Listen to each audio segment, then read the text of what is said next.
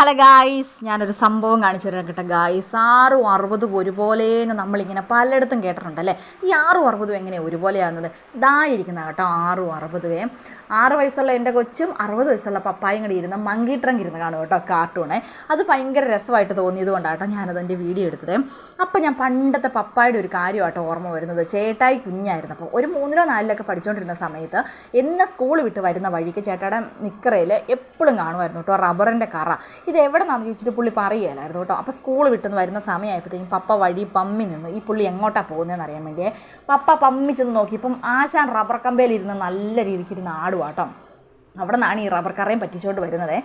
ചെന്ന വഴി ഒരു കാപ്പിക്കമ്പ് വെട്ടി പുള്ളി അച്ചൂടും മുച്ചൂടും പയ്യനെ തല്ലി കേട്ടോ. പയ്യനെ തല്ലി കഴിഞ്ഞപ്പോൾ പയ്യൻ്റെ തൊട പൊട്ടി അങ്ങ് ചോരയും വന്നു കേട്ടോ. അപ്പോൾ ഈ പിള്ളേരുടെ കൊടുത്ത് കിടന്ന് വിളയുന്ന കാണുമ്പോൾ പറയും, നമ്മൾ പണ്ടത്തെ കഥാപാത്രങ്ങളിൽ എടീ പണ്ടത്തെ കീരിക്കാടൻ ജോസായിരുന്നു ഈ ഇരുന്ന് കാർട്ടൂൺ കാണുന്നതെന്ന് എന്നോട് പറയും കേട്ടോ.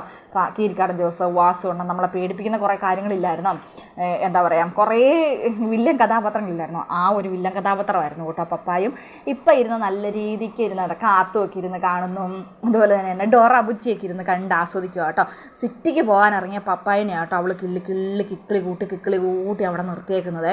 അവൾ കടത്തി വിടുകയല്ല എന്ത് ചെയ്താലും. ചെരുപ്പൊക്കെ എടുക്കാൻ വന്നിട്ടുണ്ടെങ്കിൽ അവൾ കളിച്ച് ചെരുപ്പ് കൊടുക്കാതിരിക്കും കേട്ടോ. രണ്ടുപേരും കണ്ടാൽ ഭയങ്കര അടിയാണ് കേട്ടോ.